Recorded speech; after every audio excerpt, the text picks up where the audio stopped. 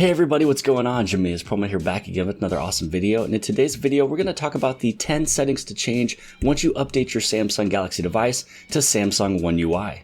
Just to clarify a few things, the Samsung One UI is the brand new user interface that happens when you update your Samsung Galaxy device to the Android 9.0 version, which is also referred to as Android Pie. Now, if you are brand new here at the channel of Jimmyispromo and you own a Samsung Galaxy device, don't forget to hit on that subscribe button, as well as the bell for notifications so you get notified for future videos. So I've already covered everything that is brand new that you get with the Samsung One UI update, and I've also talked about 10 hidden features that are awesome inside of this update. Now today, let's talk about all of the settings to change to get the most out of your device once it gets updated to Samsung One UI. The first setting to change is going to be called Preferred Biometrics. And what I mean by Preferred Biometrics is that there's many different ways of unlocking your device, but which one is the preferred one you would like to use when you're inside of applications? So if you pull down the notifications panel, click on the settings icon, and as you scroll on down, you're going to see where it says Biometrics and Security. Now inside of Biometrics and Security, underneath the facial recognition, iris, and fingerprints, you'll see the option here for Biometric Preferences. Now inside of the preferences, one of the things here is you have the option to toggle on or off the screen transition effect, but on the very top here, you can see which one is your preferred biometric, and I have mine set up as fingerprints. Inside that setting option, you're able to select which one was your preferred biometric to unlock some of those applications, banking and some of those other secured applications. And I highly suggest using the one for fingerprints, as fingerprints is more secure than the facial recognition.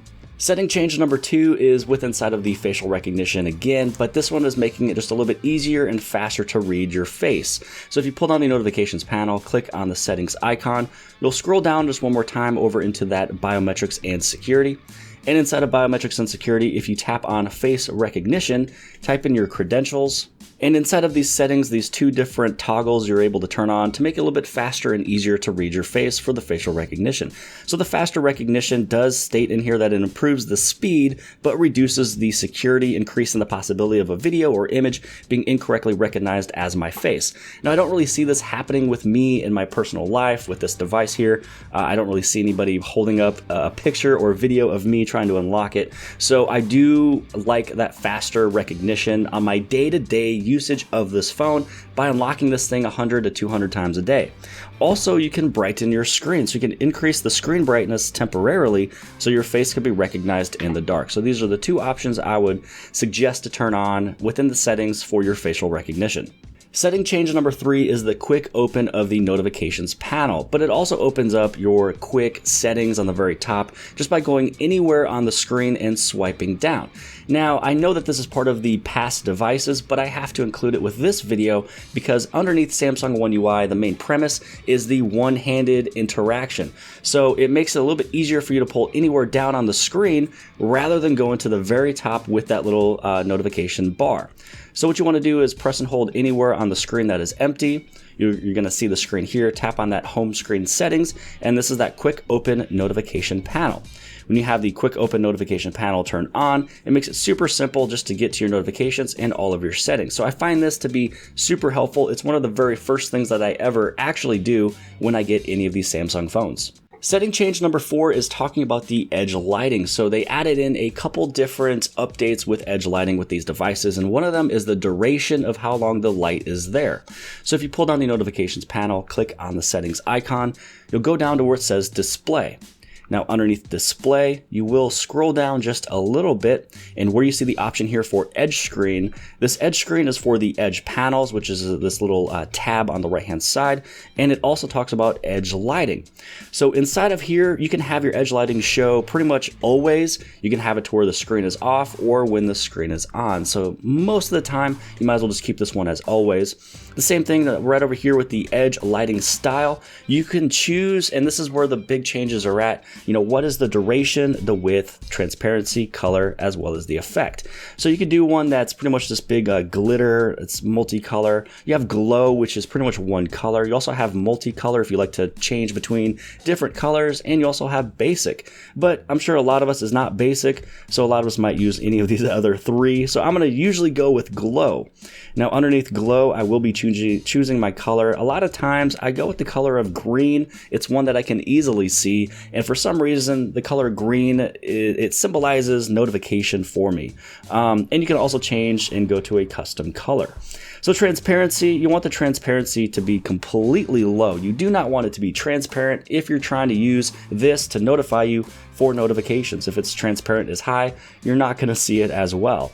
And then underneath the width, I always put it at the widest option possible, because right over here, it's just, I don't know, it's not as wide, and this is very common sense stuff right here. So make sure transparency is extremely low, width is extremely wide, and then here is the duration. So you can actually choose how long you want that light to ring around the device.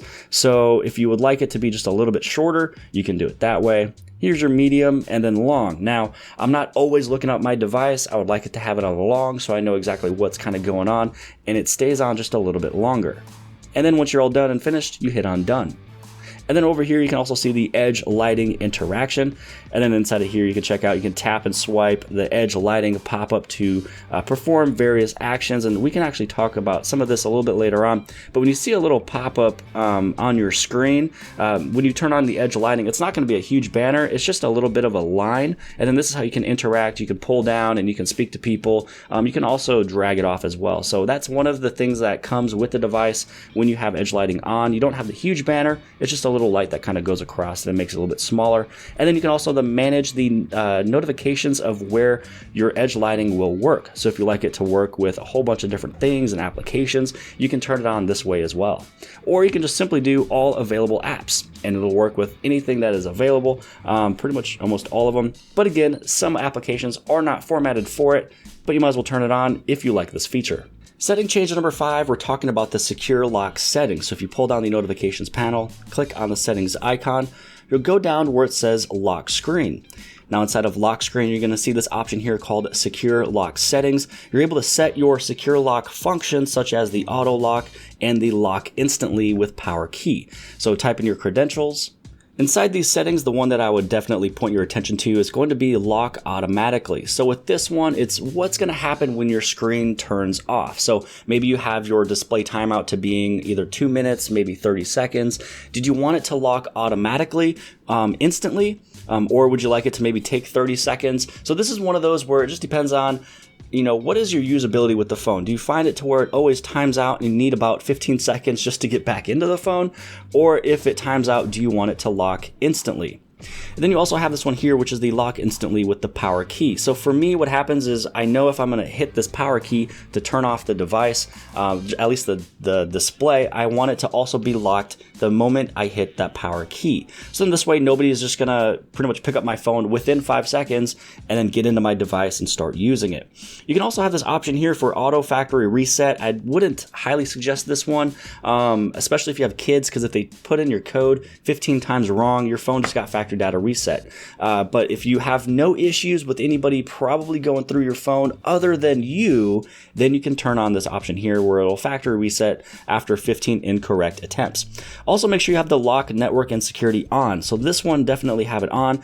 It's a way that the network and security related functions are locked, and Wi-Fi and mobile data can't be turned off while your phone is also locked, making it to where your phone is easier to protect it if it's lost or stolen. So if somebody takes it, they're not able to change any of your network or security. So then this way you are able to use that Find My Mobile option. And then you also have this Show Lockdown option, which is a display of power button option that turns off the lock, the smart lock, biometrics unlock, and notifications on the lock screen. So I'll play with this one just a little bit later on, but really make sure you have your lock, the network, and security on, lock instantly with the power key, and then lock automatically for your own usage. Mine will be immediately. Setting change number 6 is inside of the camera, and one of the major things I do want to mention is that if you do make any type of a change with the camera, make sure you're underneath the option of photo. If you go underneath video or live focus or anything else, some of the settings inside of the settings will be able to not be toggled, it'll be grayed out. So make sure if you're making any changes with the camera, you're underneath photo, hit on the settings, and now you're able to toggle on and off every single option. So on the very top, you have the options for scene optimizer and flaw detection. You might as well keep these on. Scene optimizer is a way that's optimizing for the scene you're taking a picture of. It makes all the appropriate changes within inside of the camera settings. If you're indoor or outdoor or taking a picture of people or food. Flaw detection is a way that it's able to let you know, hey, somebody blinked, or hey, there's a smudge on your lens. You might want to fix this before you take another picture. But the ones I want to talk about is right here for the rear camera size and the front camera size. So a lot of you might just go through and you think this is all you would have to do to make a little bit of changes. But it happens to be that underneath the option for 16:9, you can change your resolution by tapping on that little bottom portion of that area. So you can change if you want it to be 9.1 megapixel, 3.7. A lot of times with this day and age, with everybody uploading to Twitter and Facebook and especially Instagram, you want it to be the 4:3 ratio. That is pretty much how they upload it there. It's more of a square image. If you do take pictures with the 16:9, these are amazing to print off, but if you upload to social media, a little bit will be cut off. And you also have the same thing with the front picture size as well. And then down to the video options, you can choose pretty much the same things with your rear camera size. Do you want it to be a 16:9, 18.5:9? But underneath the 16:9, you can see that there's multiple different options of you being able to record this. If you want it to be Ultra HD at 60 frames per second or Ultra HD at the normal 30 frames per second, and you can see the resolutions of everything else. So it really kind of depends on which of those settings you would like to use. And then let's say we go down just a little bit more, see if there's any other changes. Another thing that is actually kind of cool inside of here is inside of the camera modes, you can go through and you can edit some of these modes. You can add more if there's some that has been deselected. You can also change where these are positioned. So if you wanted your photo and video to be spaced out, you can also do it that way as well. And you also have this option here for keeping the last used mode, which is a pretty big deal for some people. If you take a live focus photo, maybe you would like to do that again the next time you opened up your camera. Setting change number 7 is underneath device care, and it's called auto optimization. So if you pull down the notifications panel, click on the settings icon, and you'll scroll down to where it says device care. Now this used to be called device maintenance, but they updated the name.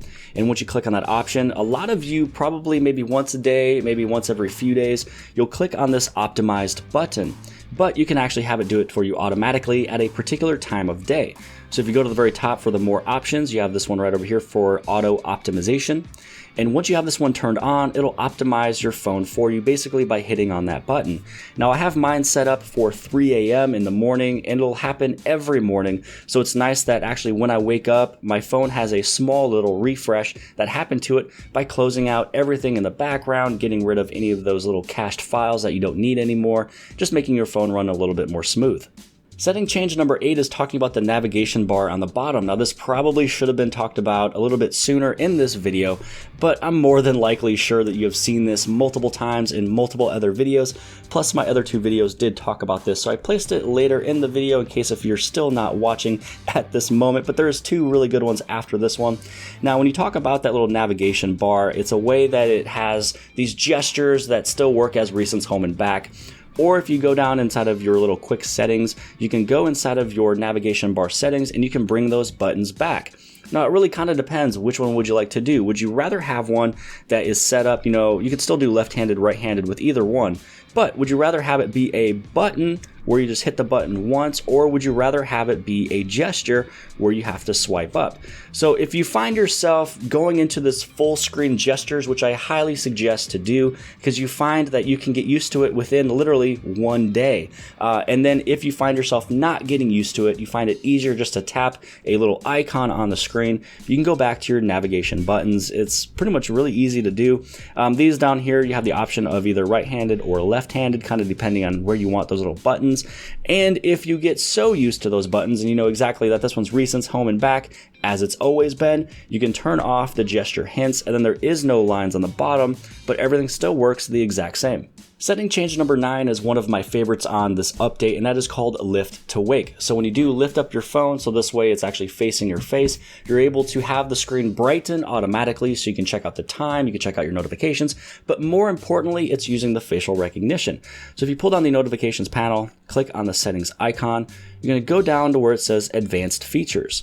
Now inside of advanced features, you're going to have the option for the motions and gestures. And because this is a motion of you lifting up your phone, it'll be inside of this option here. And on the very, very top, the one that they just added in with this update, you have lift to wake. So this way you can turn on the screen when you pick up your phone, so you don't have to press and hold on that home button or press on that power button just to get it done. So in the past years and past months, I would have to hit on that power button for the screen to turn on in order for it to read my face. But now all you would have to do is when you actually lift up your phone, it's facing your face, it'll automatically brighten up for you. And then this will indicate, letting you know, hey, I'm trying to read your face, to unlock the phone. Setting change number 10, which is also the very last one with inside this video, is locking or unlocking the option for you to have your home screens rotate with you when you also rotate your phone. So if you'd like it to rotate with you as you go through all your applications, maybe most of them you use is in the landscape form, then it'll always stay landscape, so you don't have to go back and forth and switch it as you're switching the applications. Now first off, I do want to make sure that when you use this option, make sure that your auto rotate is turned on within the quick settings. And once that one is turned on, if you press and hold anywhere on the screen that has no icon, then you'll be able to see the option here for the home screen settings. And then this is where you scroll down and you can keep it as locked as the portrait mode only for the home screen. So if you don't want it to rotate, have this one toggled on. If you do want it to rotate, so in this way, when you do, lift your phone, it is rotated this way. I am within the screen here. If I go back to my home, this one is also rotated for me. So in this way, I can just go straight back into YouTube, and then I can also watch my videos. Now, if you do want it to be locked with the home screen, you can simply toggle that on, but I will also let you know too. Let's go back inside of that home screen settings. Let's say that you have this one toggled off. When you do have your auto rotate on the very top, when you have this one turned off, it's not going to work. Basically, that auto rotate of portrait works with everything. That's your home screen, the applications, any settings that comes with it. This is the quick settings. Just make sure you have auto rotate turned on, and then this way you'd be able to have your phone set up the way you would like it. So if you guys liked this video, make sure you guys give this thing a huge thumbs up. Also, don't forget to hit on subscribe. If you subscribe, you can hit this little red button right over here on the very bottom left-hand side. Hit that button, it'll subscribe to this channel. Share this video with your friends and family and social media sites. And other than that, I'll see you guys on the next one.